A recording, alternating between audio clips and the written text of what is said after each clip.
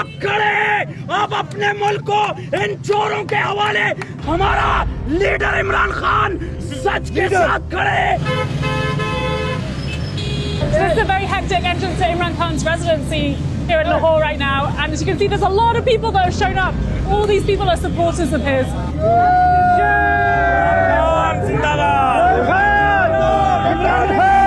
Why are you outside his house right now? Without the government, imported government has arrived here to arrest him. So you're protecting Imran Khan against arrest? Protecting Imran Khan.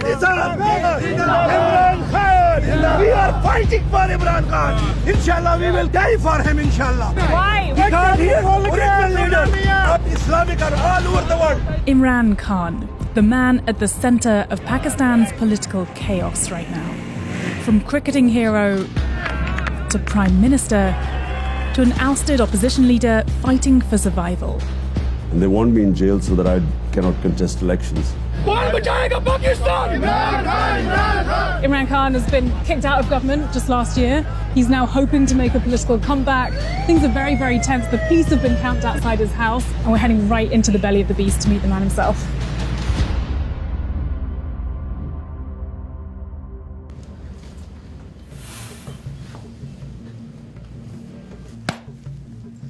It is a very interesting time in Pakistan at the moment. Right outside your house, there's been police who came to try and arrest you just last night. Around them are all your supporters that we just passed coming in here today. How does it feel to be in the middle of this firestorm? What I always hoped one day would be my people being politically aware, understanding what true freedom is. The demand in Pakistan is for real freedom, which means justice, which means fundamental rights. In my 26 years of politics, it's the first time I feel that people realize that they want true freedom. 30 years ago, you were one of the greatest cricket players of all time. You were a national hero, a captain for this country. Did you know you were going to be Prime Minister of this country? No, it was never my ambition because I was focused completely on cricket. I played 21 years of international cricket. And when I went into politics, it was the biggest challenge. And I would not have gone there had I not already gone through the mill in my life of facing ups and downs. 3.5 years as a prime minister was the most difficult thing I'd ever done because our country was bankrupt. But you never look back in life because people ask me, you had such a great glamour life as a cricketer. I look upon that life and, I don't even remember it.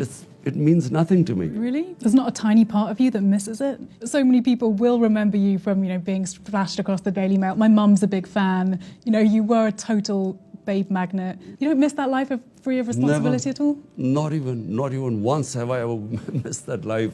In fact, I don't even watch any cricket anymore. It is time for fresh faces to come into Pakistani politics. Since bursting into politics in 1996 and being elected Prime Minister in 2018, the challenges facing Imran Khan have been enormous. Just a few months back, Khan was leading a rally when he was shot 3 times in the leg. What was it like for you, knowing that someone is shooting at you?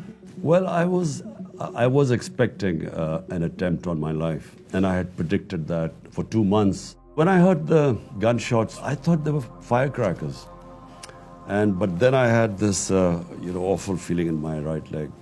I had 3 bullets in my left leg, and one of them had broken my bone.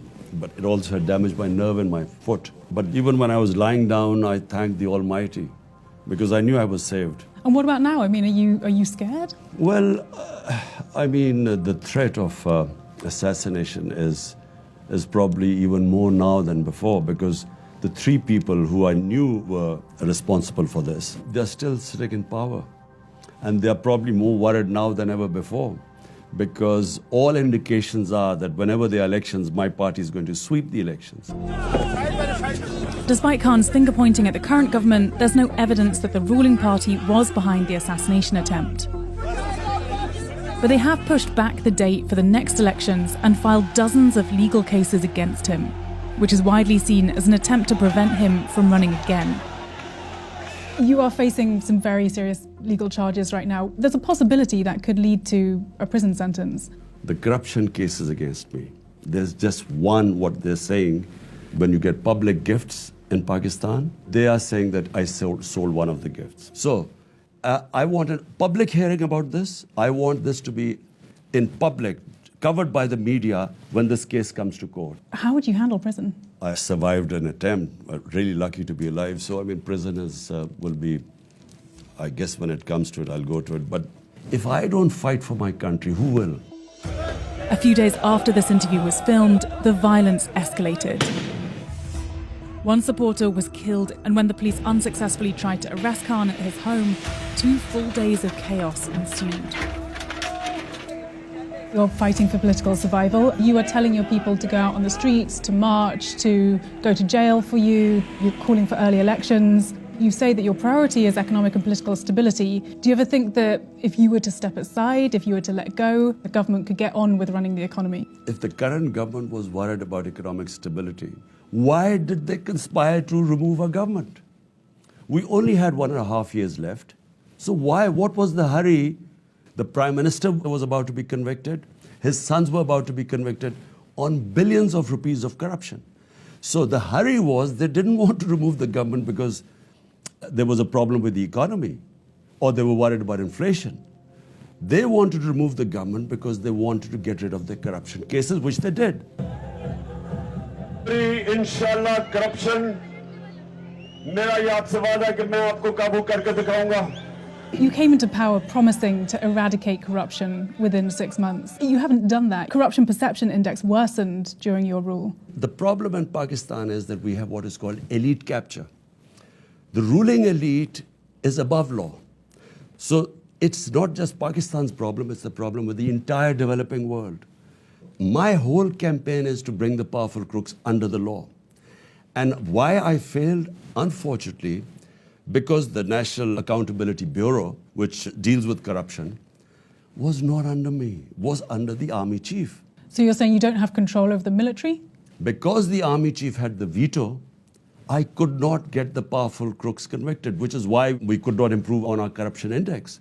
If you cannot bring the powerful under the rule of law and hold them accountable, then I'm afraid, how can you control corruption?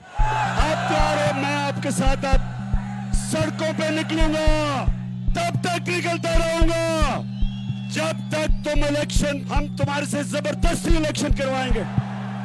You've been very critical of the current government for suppressing free speech, for politically persecuting you, as you say.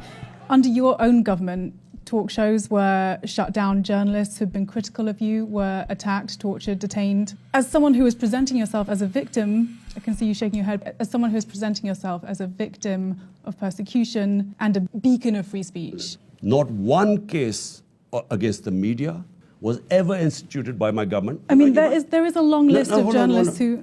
Let me just complete it. So not one by my government. What happened was the journalist who got into trouble said something to the army. When I found out, immediately the next day we had them released. Compare that to what's going on now. That might be true, but I'm asking you about under your rule. You know, the Reporters Without Borders said that, labelled you as a press freedom predator. The 2 times we found out 2 journalists were picked up, we immediately took action. And what about the others? There were people who were shot outside their homes, there were people whose talk shows were shut down.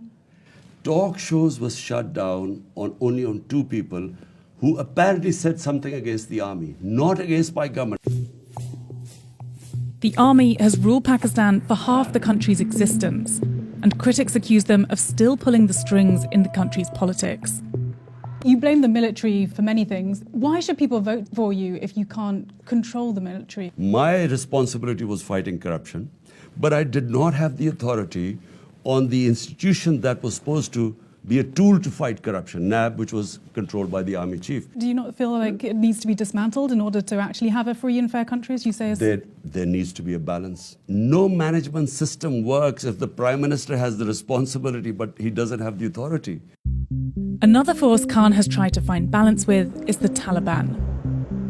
We must strengthen this current government, stabilize it, for the sake of the people of Afghanistan. Nicknamed Taliban Khan, he's known for his softer approach to the group. When the Taliban took Afghanistan, you noted that the Taliban had promised to uphold human rights and to form an inclusive government. It's been 2 years now, and the Taliban does not have an inclusive government. The human rights record is not looking good, especially for women's rights, as I'm sure you're aware. Is there any part of you that regrets a somewhat softer attitude towards the Taliban? You see, unfortunately, in the West, all you look upon Afghanistan is Taliban and anti-Taliban. We in Pakistan look upon Afghanistan as our neighbor, and after 40 years, for the first time, there's peace in Afghanistan. Now, what I said was the Western countries must get them into the mainstream. Because the more you mainstream them, the more influence you would have in enforcing human rights. But if you isolate them, what leverage has any country got left now to tell them to send your girls to school or human rights? You can't. But human rights are suffering. We visited Afghanistan after the Taliban takeover and witnessed firsthand the erosion of women's rights. Now that the Taliban are fully back in control, we're getting a lot of very disapproving stares from people for being the only women in here. So what kind of guidelines are you giving people in terms of how they should be living here? لباس په حق کې قرآن چې هدایت کو چې ښځې باید داسې لباس واغوندي چې هغه جلب نظر د خلکو ونه کړي او قرآن کریم مطلب یې د ښځو دپاره چې وقرن فی بیوتکن په خپلو کورو کې کښېني. Can you understand, why international communities of the West can't be sending so much money and can't be recognising the Taliban government if, they're not allowing girls to go to school, they're not allowing women to work, they're not allowing women in public spaces? But my point is that is this an effective way of trying to influence Afghanistan by condemning them and ordering them and isolating them? The question asked by the Western countries, what should be their interest? A stable government in Afghanistan, there shouldn't be any international terrorism. But if you isolate them, why would they listen to anyone? That's my only point. Khan says the dire situation for women in Afghanistan will not benefit from the world's isolation. But what about the women in his own country? There's a strong movement of young Pakistani women at the moment who are fighting for gender equity in this country. Do you support those Pakistani feminists in their fight for gender equity? Absolutely. Yeah. Look, and Pakistan is very fortunate in a lot of ways when you compare what is going on, in other countries. I mean, we have a woman twice became prime minister. But you say that, women are in a good situation then in Pakistan, but why did you have so few of them in your top brass when you were in government? Well, it's a merit system. You had one of the worst records of female representation over the last few governments. Yeah, but look, you want a system of merit. In the US, you haven't had a woman prime minister, a president so far. The point is that you select a cabinet on merit, people who are going to deliver. If you do get back into power, will you work to improve that record? No, it's not a question. Look, when you come into power, your number one priority is to deliver to the people, give them governance. So to give them governance, you need the best people in the best ministries. And there aren't good women? So if they are, like Shireen Mazari, one of our most powerful ministers, you don't just fill in spaces just because of quotas, because in the end, the people are going to ask you, we expected you to deliver, what is your result? Khan doesn't just see himself as a champion of women's rights, but also as a staunch defender of Muslims around the world. A record that's also been called into question. I've covered human rights for a decade. The worst human rights atrocity that I've ever covered is the repression of Muslim Uyghurs in China. There is so much disappointment amongst the Uyghur community that leaders of Muslim countries, including yourself, have not spoken out to condemn these actions. Does it grate on you at all that you haven't been able to speak out? Look, Isabel, problem is there's Imran Khan as a human rights activist. I used to speak about everything, not just Muslims. Wherever there was discrimination and human rights abuse, I would speak up against it. When you become the prime minister, your number one priority becomes, in my case, 220 million people of Pakistan. When that is your number one priority, then you have to be very careful. You don't have the luxury to criticize. Poor countries do not have the luxury to criticize when they have a huge amount of vulnerable people. Rich countries, unfortunately, they too are selective. But China isn't the only country Khan refuses to criticize. He happened to be visiting Russian President Vladimir Putin the very day he invaded Ukraine. What was Putin like that day? You got a front row seat to war breaking out and him literally launching war that day. The morning, just before, an hour before my meeting, we found that they had invaded Ukraine. So I first thought he might cancel the meeting. Then I thought it would be a brief meeting. I didn't think I would be sitting there for 3 hours. Did you bring it up with him? And he gave the Russian point of view. Why didn't the West include Russia in NATO? Why is this alliance against Russia? And why at the doorstep? So he had his point of view. Of course, the West has their own point of view. My point is that, we as countries should stay neutral. We became part of the US war on terror. 80,000 Pakistanis were killed. Over $100 billion were lost to the economy. There were 400 drone attacks by the US on an ally in Pakistan. And what did we gain out of this? One lesson Pakistan has learned is stay out of other people's conflicts. कौन बचाएगा पाकिस्तान? इमरान खान, इमरान खान। कौन बचाएगा पाकिस्तान? इमरान खान, इमरान खान। कौन बचाएगा Pakistan? Are you enjoying this fight? Yes, because I think if I woke up and there was no challenge in my life, I would think it's the end of my life. So there's never a point you're going to step aside? I don't know, because right now I see this huge challenge in front of me. So I'm just focused on that. What happens after that, I don't know. Get Pakistan out of this quagmire is going to be probably the most phenomenal thing that anyone could ever do.